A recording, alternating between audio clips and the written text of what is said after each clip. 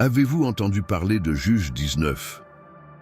Ce chapitre peu mentionné de la Bible raconte une histoire à couper le souffle. C'est une histoire qui provoque de profondes réflexions, remet en question notre compréhension de l'humanité et nous fait affronter le côté le plus sombre des choix humains. Juge 19 est un chapitre qui révèle la fragilité morale d'un peuple éloigné de Dieu et, en même temps, nous amène à nous interroger. Qu'est-ce que cette histoire a à nous apprendre sur la société, la foi et la justice divine? Préparez-vous à plonger dans un récit plein de mystères, de douleurs et de leçons spirituelles. Il s'agit sans aucun doute de l'une des histoires les plus marquantes de la Bible. Et comprendre ce qu'elle signifie peut transformer notre façon de voir le monde et notre marche avec Dieu. Explorons ensemble chaque détail de ce passage qui continue de résonner de nos jours.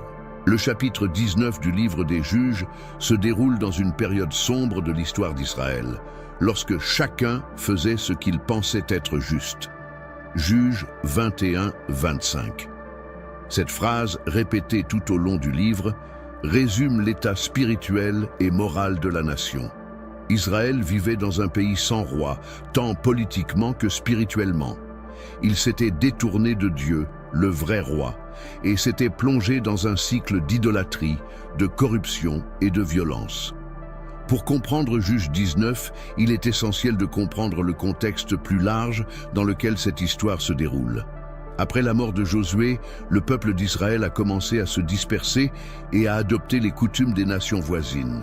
Sans direction centrale, ils se sont tournés vers les dieux païens et ont abandonné les enseignements de l'alliance avec le Seigneur.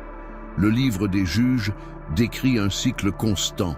Le peuple a péché, a souffert de l'oppression de ses ennemis, a crié à l'aide de Dieu, puis Dieu a suscité un juge pour le délivrer. Cependant, après chaque délivrance, le peuple retournait rapidement à ses mauvaises voies, s'enfonçant encore plus dans la dépravation.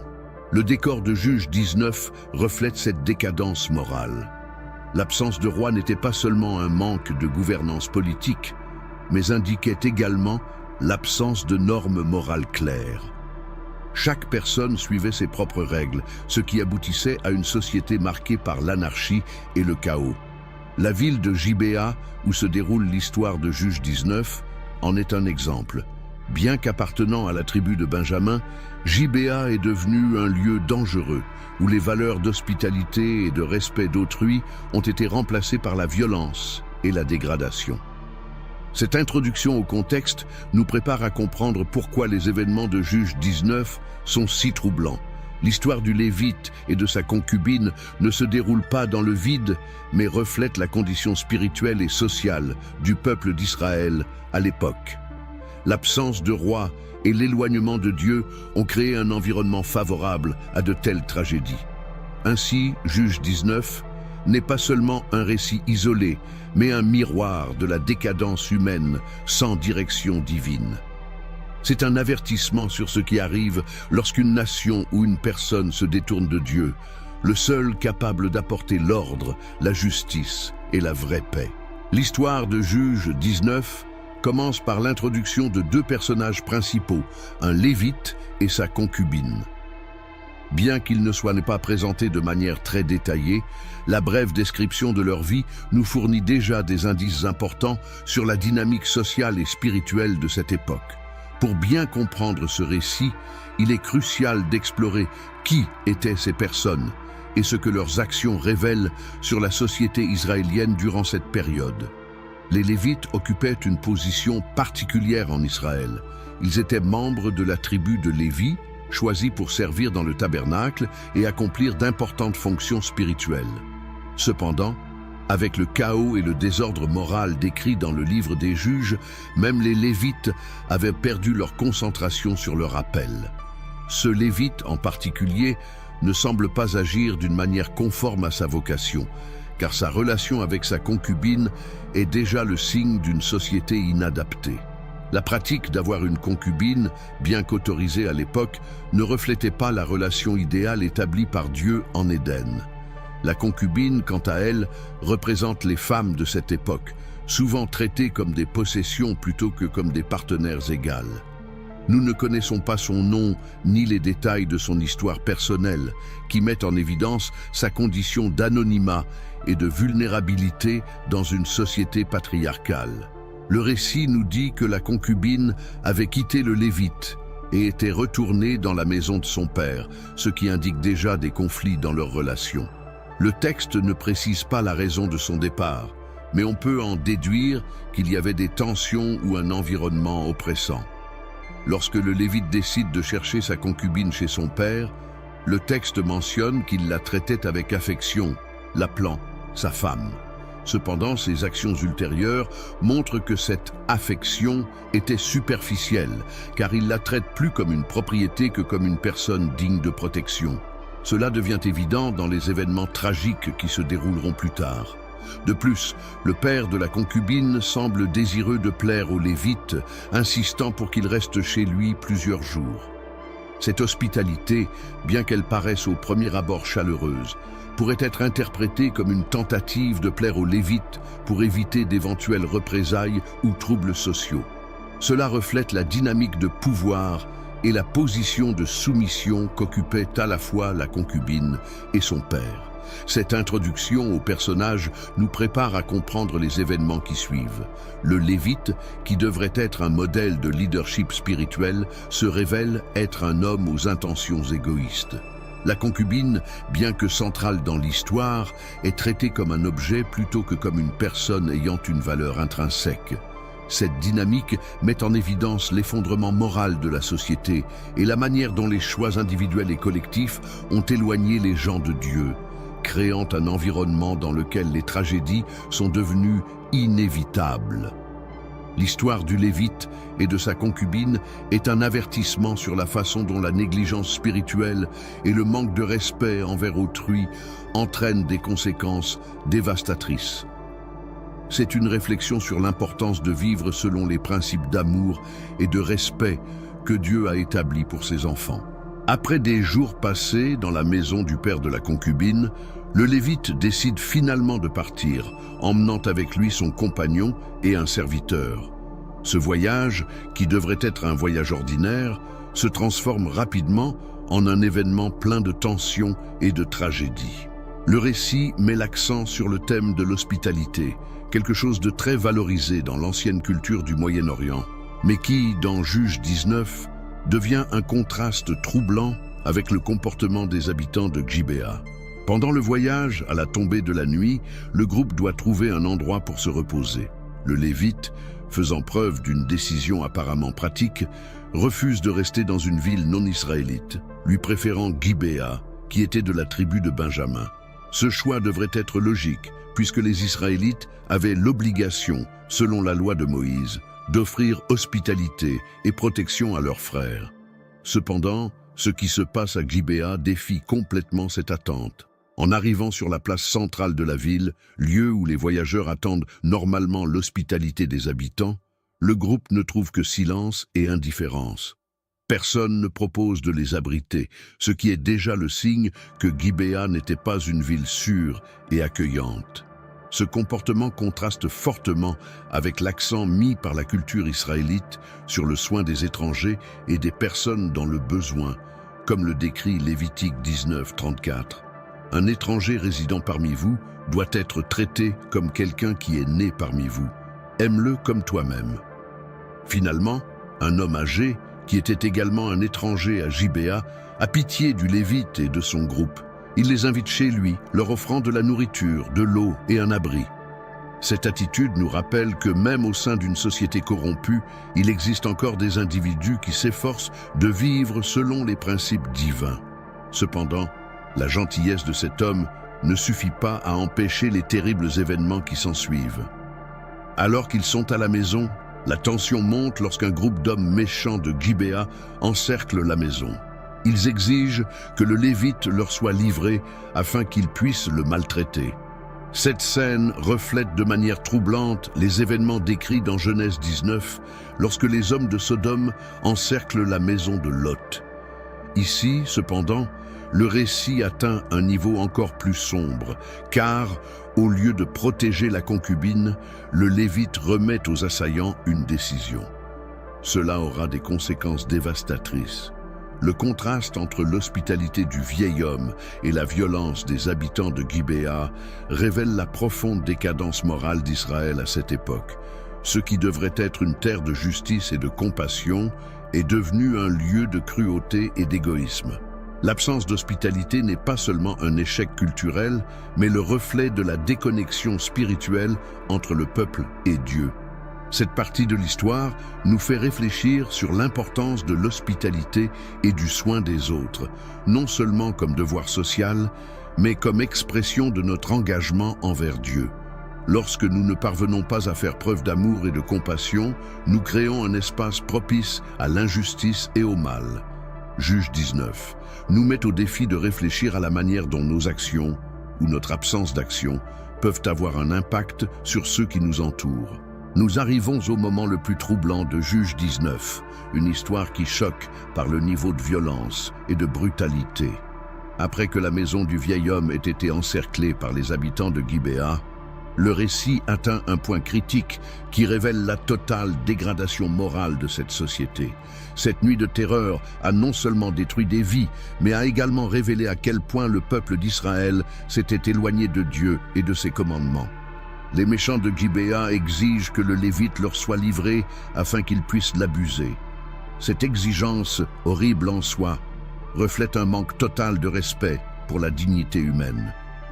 Le vieil homme, pour tenter de protéger son hôte, propose à sa place ses propres filles et la concubine du Lévite. Cette proposition est aussi odieuse que la demande initiale, montrant que même ceux qui devraient agir avec intégrité ont succombé aux pressions et à la peur. Finalement, le Lévite prend une décision dévastatrice. Il livre sa concubine à la foule. Le texte ne détaille pas ses motivations, mais son acte démontre une négligence totale envers la vie et la dignité de cette femme. Il est censé être son protecteur, mais il la livre comme un objet jetable. Pendant la nuit, la concubine est violée et maltraitée par ses hommes jusqu'à sa mort. Un acte qui symbolise le degré extrême de dépravation atteint par la société. Les violences de la nuit à Gibéa sont le reflet du chaos moral qui régnait en Israël. Lorsque chacun fait ce qui lui semble juste, sans norme absolue, le résultat inévitable est l'injustice et la souffrance. La concubine, qui était déjà une figure vulnérable dans une société patriarcale, devient victime de cette culture d'égoïsme et de déshumanisation. À l'aube, la concubine, grièvement blessée, se traîne jusqu'à la porte de la maison où se trouvait son mari. Le texte nous donne une image douloureuse. Elle tombe à la porte et ne peut plus entrer, symbolisant le rejet et l'abandon qu'elle a subi jusqu'à ses derniers instants. Lorsque le Lévite la retrouve le matin, ses premiers mots ne montrent ni compassion ni tristesse, mais une froideur surprenante. Il dit simplement « Levez-vous » et partons. Juge 19, 28. En réalisant qu'elle est morte, il la met sur son animal et s'en va. Cet horrible épisode nous met mal à l'aise, comme il se doit. Il nous oblige à faire face à la profondeur du péché humain et à l'impact dévastateur qu'il peut avoir sur les plus vulnérables. L'histoire de Juge 19 est un puissant réquisitoire contre l'injustice, la violence et l'indifférence, nous invitant à réfléchir sur la manière dont nos propres actions ou inactions peuvent perpétuer la souffrance autour de nous. De plus, la nuit de terreur à Gibéa sert de miroir pour évaluer la condition spirituelle d'une société qui s'éloigne de Dieu. Lorsque les valeurs divines de justice, de compassion et d'amour envers les autres sont ignorées, la conséquence est un cycle de douleur et de destruction. Juge 19 nous appelle à être des agents de changement, à vivre selon les principes de Dieu et à protéger ceux qui en ont le plus besoin. Après la nuit d'horreur à Gibéa, le comportement du Lévite est pour le moins intrigant et inquiétant. Sa réaction à la tragédie qui a frappé sa concubine semble révéler plus d'omission que de compassion ou de responsabilité. L'insensibilité de ses actions et de ses paroles soulève de profondes questions. Était-il simplement indifférent ou agissait-il avec une stratégie en tête pour obtenir justice? Cette partie du récit nous amène à explorer la complexité de ses choix et l'impact qu'ils ont eu. Lorsque le Lévite trouve sa concubine morte sur le seuil de la porte, à l'aube, sa réaction est presque choquante. Il n'y a aucune trace de deuil, de douleur ou de regret. Ses paroles sont courtes et pratiques. « Levez-vous et partons » Juge 19, 28. Cette attitude froide semble révéler un homme qui, même face à une telle tragédie personnelle, ne peut exprimer ni empathie ni remords. Il agit comme si la valeur de sa vie était secondaire, ce qui, malheureusement, reflète la place occupée par les femmes dans cette société. Le silence du Lévite la nuit est également troublant. Il se trouvait à l'intérieur de la maison, apparemment conscient de ce qui se passait, mais n'a pas tenté de la sauver ou de la protéger. Cela soulève des questions sur sa moralité et son courage. Le Lévite était censé être un chef spirituel, quelqu'un qui incarne les valeurs de Dieu. Mais son échec le met dans une position de complicité. Il représente une société dans laquelle même les dirigeants spirituels n'ont pas réussi à refléter le caractère divin. Cependant, après ce qui s'est passé, le Lévite prend une décision qui change le cours de l'histoire. Il prend le corps de sa concubine, rentre chez lui et accomplit un acte qui choque toute la nation. Il la coupe en 12 morceaux et les envoie aux tribus d'Israël. Cet acte macabre sert d'appel à l'attention nationale, dénonçant les violences à Gibéa et exigeant une réponse collective. Bien que cet acte puisse être interprété comme une stratégie visant à obtenir justice, il a également un poids symbolique et moral. Pourquoi le Lévite n'a-t-il pas agi plus tôt alors qu'il aurait pu protéger sa concubine?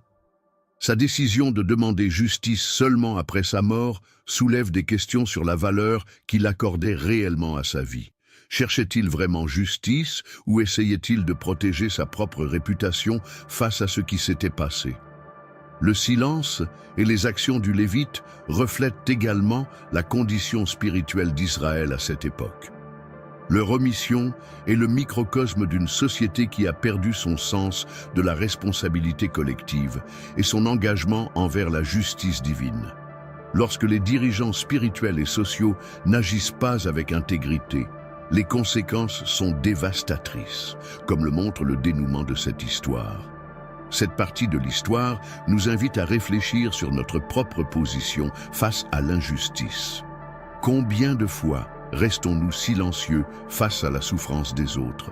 À quelle fréquence choisissons-nous de protéger notre réputation plutôt que d'agir pour défendre les personnes vulnérables?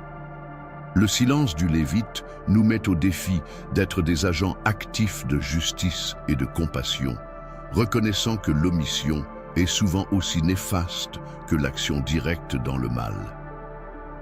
Juge 19 est un appel à la responsabilité et au courage moral, afin que nous puissions refléter le caractère de Dieu dans tous nos choix. L'acte du Lévite de couper le corps de sa concubine en 12 parties est sans aucun doute l'un des moments les plus choquants et symboliques de toute la Bible. Cette action, bien qu'horrible, avait pour but d'envoyer un message clair et urgent aux 12 tribus d'Israël. Pour comprendre le sens de cet acte, il est nécessaire d'analyser sa symbolique, l'impact qu'il a eu sur la société israélienne et ce qu'il révèle sur l'état moral et spirituel du peuple de cette époque. Le démembrement du corps de la concubine est un acte plein de symbolisme. En envoyant une partie du corps à chacune des tribus d'Israël, le Lévite appelait la nation entière à réfléchir sur la tragédie survenue à Gibéa. Cet appel à l'action était une dénonciation directe, une manière de forcer le peuple à faire face à la réalité de la décadence morale qui s'était emparée de son pays. Cet acte choquant a servi comme une sorte d'éveil spirituel, une manière d'exposer la gravité du péché et de la violence qui était devenue monnaie courante parmi eux. Dans la culture israélite, des gestes symboliques comme celui-ci étaient souvent utilisés pour souligner des messages importants. Toutefois, le démembrement de la concubine constitue un cas extrême qui dépasse la limite de ce qui pourrait être considéré comme acceptable. Cette décision démontre le désespoir et l'indignation du Lévite, mais elle reflète aussi son manque de sensibilité et de compassion. Il a utilisé le corps de sa concubine comme un instrument pour transmettre son message, la réduisant à un symbole plutôt que d'honorer sa mémoire ou de pleurer sa mort. La réaction du peuple d'Israël à la réception de ces parties de corps a été marquée par le choc et l'horreur. Dans Juges 19h30, nous lisons « Tous ceux qui ont vu cela ont dit « Une telle chose n'a jamais été faite, et rien de pareil n'a jamais été vu depuis le jour où les Israélites sont sortis d'Égypte jusqu'à aujourd'hui. Pensez-y, considérez, dis-moi quoi faire. » Cet acte a atteint l'objectif du Lévite, attirer l'attention de la nation entière sur la gravité de ce qui s'était passé. Cependant, l'impact émotionnel de ce message a soulevé des questions sur la manière dont le problème serait résolu.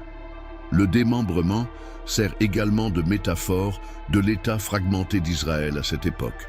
Tout comme le corps de la concubine fut divisé, la nation fut divisée spirituellement et moralement.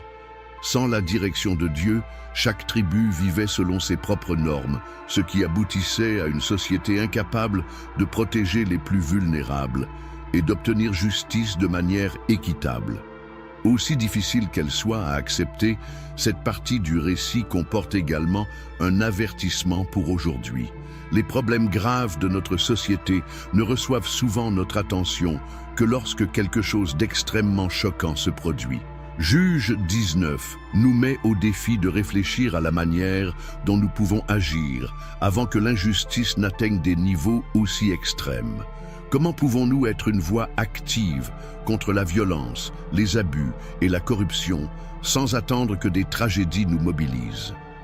Enfin, l'acte du Lévite, bien qu'efficace pour attirer l'attention du peuple, continue de soulever des questions sur ses motivations et sa moralité.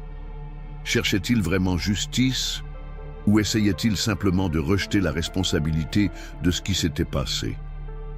Cet épisode nous invite à réfléchir à la manière dont nous transmettons nos messages et à la manière dont nous agissons en quête de justice. Sommes-nous prêts à lutter pour ce qui est juste avec intégrité et compassion? Ou sommes-nous satisfaits d'agir uniquement lorsque notre fierté ou notre réputation est en jeu?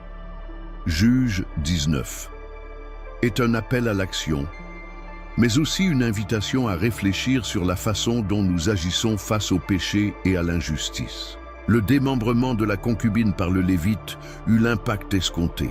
Il provoqua choc et indignation dans tout Israël. Les tribus se sont réunies pour discuter de ce qui s'était passé et décider de la manière de répondre aux atrocités survenues à Gibéa. Cependant, à mesure que nous analysons la réaction d'Israël, nous commençons à réaliser que cette unité nationale a pu être motivée à la fois par une indignation légitime et par le désir de réaffirmer une moralité déjà corrompue. Cette partie du récit nous invite à réfléchir sur le type de justice recherchée par les gens et sur les éventuelles hypocrisies derrière leurs actions. Les 12 tribus d'Israël se réunissaient à Mitzpah, un lieu où se tenaient souvent des assemblées pour discuter de questions d'une grande importance nationale. L'appel à cette réunion montre que l'acte symbolique du Lévite a atteint son objectif. Réunir toutes les tribus autour de la table pour faire face à un problème qui ne pouvait plus être ignoré. Dans Juge 21, nous voyons la mobilisation de la nation entière. Alors tous les Israélites, depuis Dan jusqu'à Beersheba et depuis Galaad, sortirent comme un seul homme et se rassemblèrent devant l'Éternel à Mitzpah. L'union initiale des tribus est présentée comme un geste de solidarité et de recherche de justice. Cependant, à mesure que le récit avance, nous réalisons que la motivation d'Israël n'était pas aussi pure qu'il y paraissait. Bien qu'ils aient été indignés par ce qui s'est passé, la nation dans son ensemble a également contribué à la décadence morale qui a permis que de tels événements se produisent. L'indignation collective, bien que légitime, est aussi une façon de cacher sa propre culpabilité nationale. La confrontation avec la tribu de Benjamin, à laquelle appartenait Gibéa, révèle la complexité de cette réaction. Les autres tribus exigent que les hommes responsables de ces atrocités soient livrés pour être jugés et punis. Cependant, la tribu de Benjamin refuse de coopérer et choisit plutôt de protéger les hommes de Gibéa, même s'ils connaissent la gravité de leurs actes. Ce refus entraîne une guerre civile entre Benjamin et les autres tribus d'Israël. Le conflit qui a suivi est un exemple de l'incapacité à rechercher une véritable justice réparatrice. Au lieu de résoudre le problème de manière pacifique et équitable, Israël opte pour une approche violente qui aboutit à la dévastation quasi totale de la tribu de Benjamin.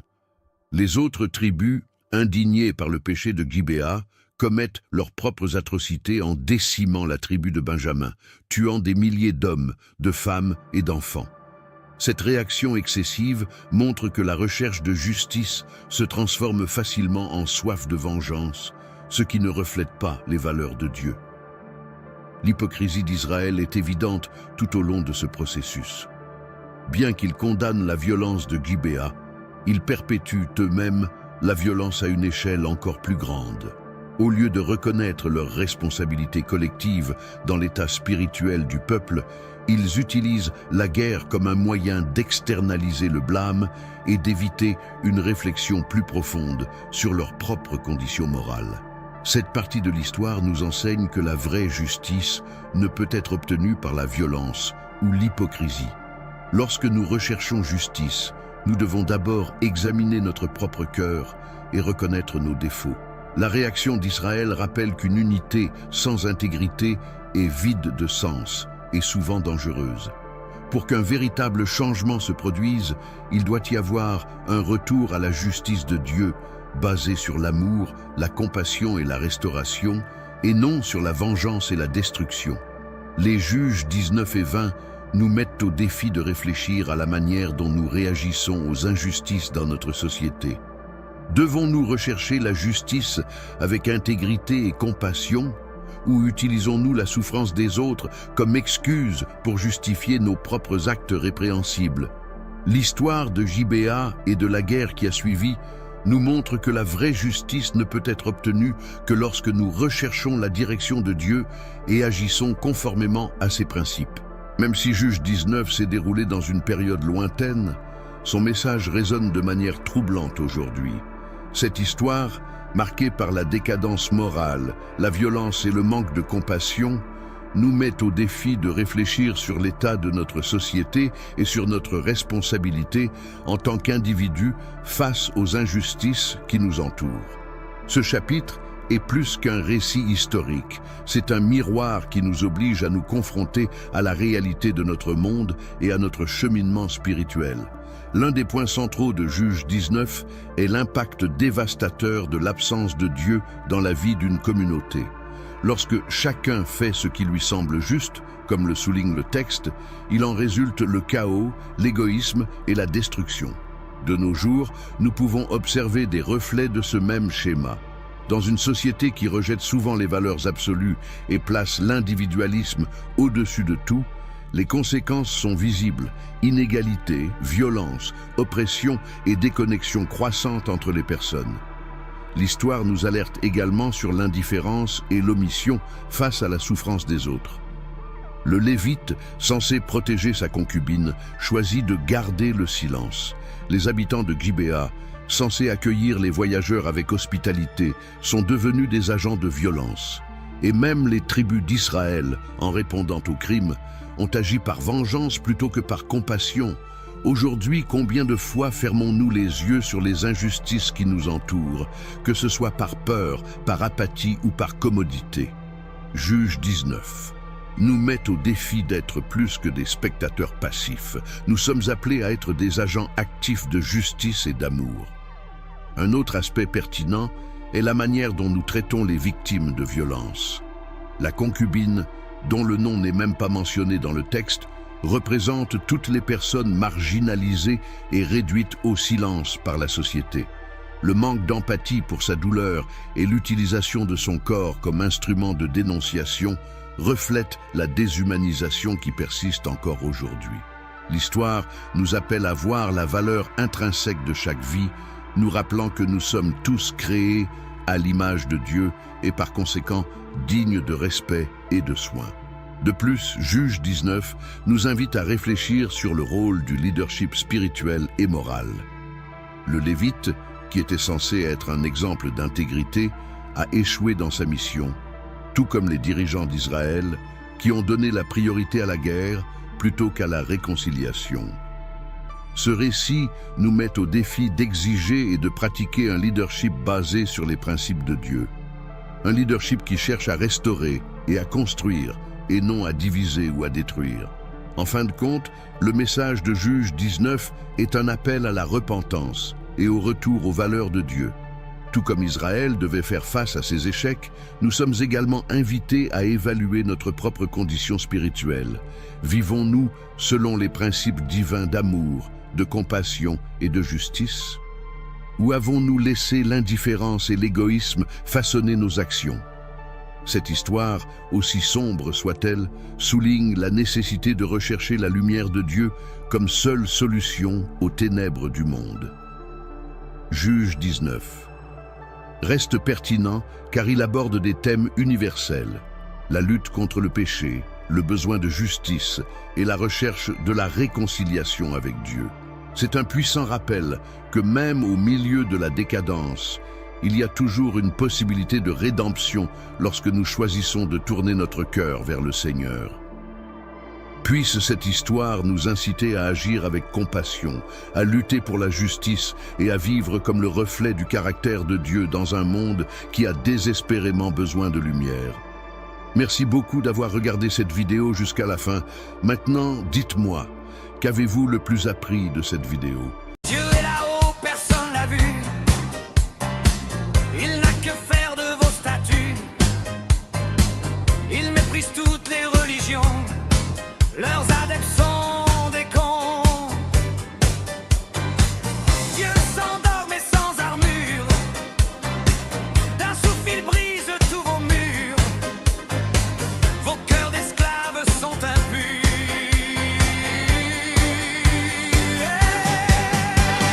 Dieu est laïque et sans drapeau.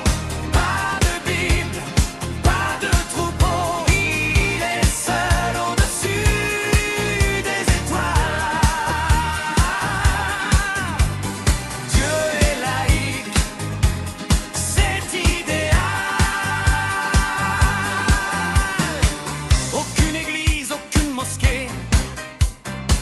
Dieu méprise tous ces tarés. Dieu préfère garder le silence, libre des chaînes de l'arrogance. Dieu tourne le dos à vos idoles, vos cultes pourris, vos idées folles. Loin de vos synagogues qui puent, loin de vous, loin des barbus. Pas besoin de genoux au sol. Il préfère un cœur qui s'envole. Dieu est laïque et sans drapeau. Pas de Bible, pas de troupeau. Il est seul au-dessus des étoiles. Dieu est laïque, c'est idéal. Insaisissable comme le vent, Dieu est libre, indépendant. Les religieux tomberont dans l'oubli pour toujours plonger dans la nuit. Dieu n'attend rien de vous, bande de minables, sales hypocrites à genoux. Vos péchés sont innombrables. Aucune leçon, aucun pardon. Vous n'avez rien appris d'âge en âge, ni force d'âme, ni courage. Vous les humains de mauvaise foi, bande de pervers, ni juste ni droit. Votre châtiment sera